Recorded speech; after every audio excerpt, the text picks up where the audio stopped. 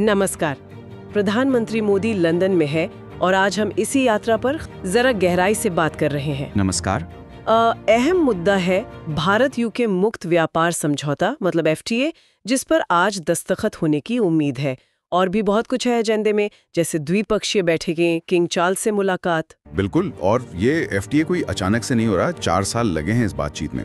और इसके मायने सिर्फ मतलब कारोबारी नहीं है, कूटनीतिक पहलू भी हैं और कुछ थोड़े कह सकते हैं संवेदनशील मुद्दे भी हैं। तो सबसे पहले इसी FTA को पकड़ते हैं। ये है क्या असल में? मतलब आम भाषा में समझाएं तो। देखिए, मुक्त व्यापार समझौता या FTA का सीधा मतलब है कि दो देश आपस में तय करते हैं कि भाई हम एक दूसरे से आने वाले सामान पर जो टैक्स लगता है, जिसे हम कस्टम ड्यूटी कहते हैं, वो या तो कम कर देंगे या कुछ चीजों पर बिल्कुल हटा देंगे। अच्छा। मकसद ये कि दोनों के बीच व्यापार बढ़े, आसानी से हो। तो मतलब चीजें सस्ते हो सकती हैं। जैसे अगर भारत से मान लीजिए प्रयागराज का अमरूद लंदन जाए तो वहाँ कम टैक्स लगेगा, सस्ता बिकेगा, मांग बढ़ेगी। हाँ, सिद्धांत तो यही है। जैसे आपने अमरूद का उदाहरण दिया, बिल्कुल, इससे वहाँ उपभोक्ताओं को फायदा, यहाँ हमारे निर्यातकों को प्रतिस्पर्धा भी बढ़ती है।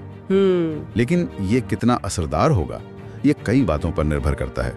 जैसे समझौता किन चीजों पर है, शर्तें क्या हैं। सही बात है। भारत यूके FTA की बात करें तो ब्रिटेन को काफी उम्मीदें हैं। वो कह रहे हैं कि 2035 तक उनकी इकोनॉमी को करीब 4.8 बिलियन रुपीस का फायदा हो सकता है। भारत का बड़ा बाजार उन्हें मिलेगा। और भारत को हमें क्या मिलेगा? शायद ब्रिटेन का जो हाई वैल्यू मार्केट है, वहां हमारी पहुंच बढ़ेगी। स्कॉच विस्की की बहुत बात हो रही है। हाँ, विस्की एक बड़ा मुद्दा है। अभी भारत में स्कॉच विस्की पर 150% ड्यूटी है। जाहिर है बहुत ज्यादा है। हाँ, बहुत है। तो बात चल रही है कि ये घटकर शायद पहले 75% हो और फिर धीरे धीरे 40% तक भी आ जाए।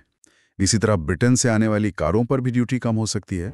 लेकिन ये जो आंकड़ा है 4.8 बिलियन का, ये कितना यथार्थवादी है या ये बस एक मतलब अच्छी लगने वाली बात है? देखिए, ये सब आर्थिक मॉडलिंग पर आधारित अनुमान होते हैं। इनमें कई मान्यताएं होती हैं। असल फायदा तो समझौता लागू होने के बाद ही पता चलेगा। पर हाँ, विस्की और ऑटोमोबाइल जैसे सेक्टर ये वाकई चाहते हैं कि समझौता हो, क्योंकि यहाँ टैरिफ बहुत ज्यादा रहे हैं। अच्छा, पर जैसा आपने शुरू में कहा था, इस दौरे में सिर्फ व्यापार की मिठास नहीं है, कुछ और मुद्दे भी हैं। खासकर वो सुरक्षा वाली चिंताएं। लंदन में भारतीय उच्चायोग के साथ पहले कुछ घटनाएं हुई थीं। हाँ, ये गंभीर बात है। 2018 में और उसके बाद भी वहाँ उच्चायोग पर प्रदर्शन हुए, झंडा उतारने की कोशिश हुई। हाँ, मुझे याद है। बिल्कुल। तो क्या इस बार इस पर कुछ बात आगे बढ़ेगी FTA के साथ साथ? उम्मीद तो यही है। देखिए, कूटनीति में अक्सर कई चीजें साथ साथ चलती हैं। ये देखना होगा कि इस पर कितनी मजबूती से बात रखी जाती है और ब्रिटेन का क्या रुख रहता है। और एक और कांटेदार मुद्दा, प्रत्यर्पण।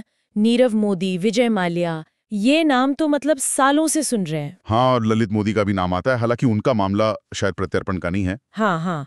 तो नीरव मोदी और माल्या का क्या स्टेटस है? क्या वो वापस आ पाएंगे? देखिए, रिपोर्ट तो यही बताती है कि उनके जो कानूनी रास्ते थे अपील वगैरह के, वो लगभग खत्म हो चुके हैं ब्रिटेन में। तो फिर वो अभी तक वहाँ क्यों है? यही सवाल है। अटकलें हैं कि हो सकता है उन्होंने राजनीतिक शरण वगैरह के लिए अप्लाई किया हो, या कोई और कानूनी दांव पेच हो जो पब्लिक नहीं है। प्रत्यर्पण के मामले अक्सर बहुत गोपनीय और पेचीदा होते हैं। समझ रही हूँ। तो कहना मुश्किल है कि देरी क्यों हो रही है, लेकिन हाँ, भारत ये मुद्दा भी जरूर उठाएगा। तो कुल मिलाकर देखें तो ये यात्रा काफी अहम है। एक तरफ तो ये बड़ा व्यापार समझौता है जिससे आर्थिक फायदे की उम्मीद है। हाँ, अरबों पाउंड का। दूसरी तरफ ये पुराने मुश्किल मुद्दे भी हैं, सुरक्षा, प्रत्यर्पण, काफी कुछ बैलेंस करना होगा। बिल्कुल, और यही दिखाता है कि दो देशों के रिश्ते कितने बहुस्तरीय होते हैं। ऐसा नहीं होता कि आप सिर्फ व्यापार कर ले और बाकी मुद्दों को छोड़ दें। सही कहा। आर्थिक लाभ जरूरी हैं, लेकिन जो राजनयिक पेचीदगियां हैं, उनका हल निकालना भी उतना ही जरूरी होता है। दोनों एक दूसरे पे असर डालते हैं। तो यहीं पर हम अपने श्रोताओं के लिए एक सवाल छोड़ जाते हैं। जब बड़े आर्थिक हित दांव पर हों और साथ में मुश्किल राजनयिक मुद्दे भी हों, तो देश कैसे संतुलन बनाते होंगे? क्या व्यापार हमेशा भारी पड़ता है या फिर रिश्तों को टिकाऊ बनाने के लिए मुश्किल मुद्दों का हल निकालना ज्यादा जरूरी हो जाता है? सोचने वाली बात है।